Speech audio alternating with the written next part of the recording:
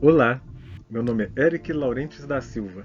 Eu sou do curso de Licenciatura de Matemática da Uninter e estou aqui para apresentar o meu portfólio da fase A2 de 2021. Eu vou falar sobre as relações entre gastos de consumo e renda disponível. Primeiramente, vou conceituar o que seria consumo e renda. Consumo é o ato de adquirir bens e serviços por meio da compra e pode ser compreendido como uma das etapas da atividade econômica.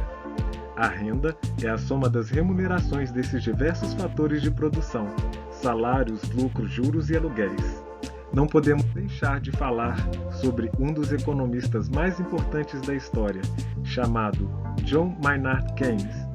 Ele é considerado para boa parte dos estudiosos do meio como o precursor do conceito de macroeconomia.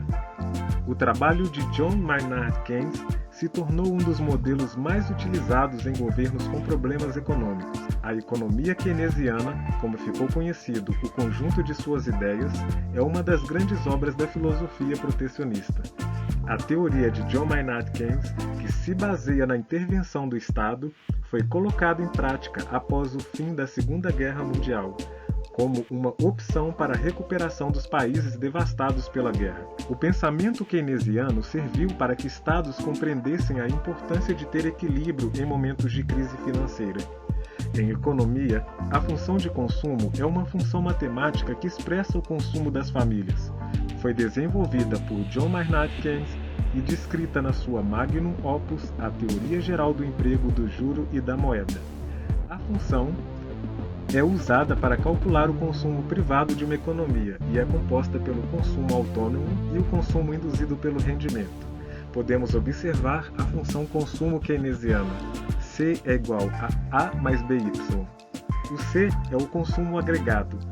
O A, o consumo autônomo, que é o gasto de consumo que ocorre quando os níveis de renda são zero. O B é a propensão marginal a consumir. Mede quanto se incrementa no consumo de uma pessoa quando há um acréscimo em sua renda disponível em uma unidade monetária. E o Y é a renda nacional. Individualmente falando, essa seria a renda disponível, que é efetivamente a sobra para os indivíduos depois do pagamento dos impostos. Podemos observar o gráfico da função consumo versus renda disponível. O C0 é o mínimo que uma pessoa precisa para sobreviver, e a declividade, que é o C1, seria o ângulo que se forma com o eixo das abscissas. À medida que a renda disponível cresce, o consumo também cresce. Bom, agora eu vou falar das relações de aumento no consumo, aquilo que influencia para que nós possamos consumir mais. Em primeiro lugar está o aumento da renda. Isso provoca um aumento no consumo. Quanto mais o governo gasta, mais empregos surgem e, consequentemente, o consumo aumenta. E se o governo ele incentiva o endividamento das pessoas, também haverá um acréscimo do consumo. Se o governo diminui os impostos, a renda disponível aumenta. Consequentemente, mais consumo. Quanto maior o consumo, maior será o produto interno bruto de um país. E outro fator que também influencia para o aumento do consumo são as expectativas sobre rendimentos futuros.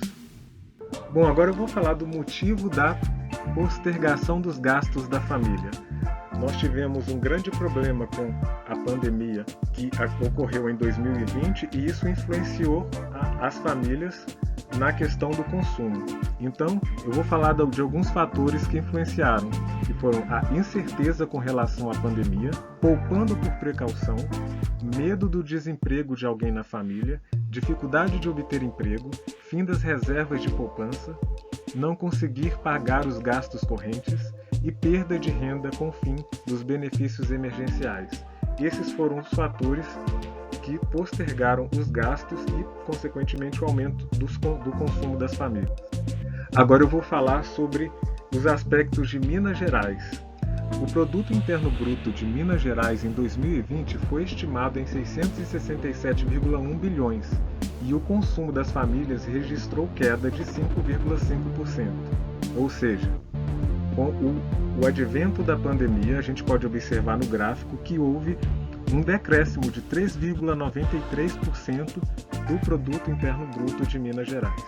Outros fatores que também influenciaram para a baixa no consumo em relação a Minas Gerais em 2020 e em 2021 foram a taxa de desemprego, que chegou a 13,8%, mais de 1 milhão de famílias beneficiadas com o auxílio emergencial, proporcionando baixa dos salários e, consequentemente, uma diminuição do consumo. Com a pandemia, ocorreu o comportamento cauteloso das famílias. Como nós podemos observar anteriormente, o gráfico consumo ele sempre segue numa direção crescente. Agora eu vou mostrar, a partir de agora, que nem sempre isso ocorre nas famílias. Existem alguns fatores que fazem com que esse gráfico ele se torne constante ou decrescente. O acúmulo de riqueza.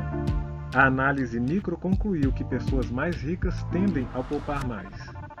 O nível de gasto esperado ao longo da vida. Verificou-se que o consumo não é determinado apenas pela renda, e sim pelo nível dos gastos esperados ao longo da vida, que seria a renda permanente. Inflação. Tem influência sobre o consumo, ou seja, com o aumento deste, as pessoas tendem a poupar mais e reduzir os gastos. Altas taxas de juros também estimulam a poupança, reduzindo assim o valor do consumo. E no caso da renda for zero, a função será constante. Esse foi o meu portfólio. Muito obrigado. Eu gostaria de terminar com uma frase de John Keynes que diz que a verdadeira dificuldade não está em aceitar ideias novas, mas escapar das antigas. Muito obrigado.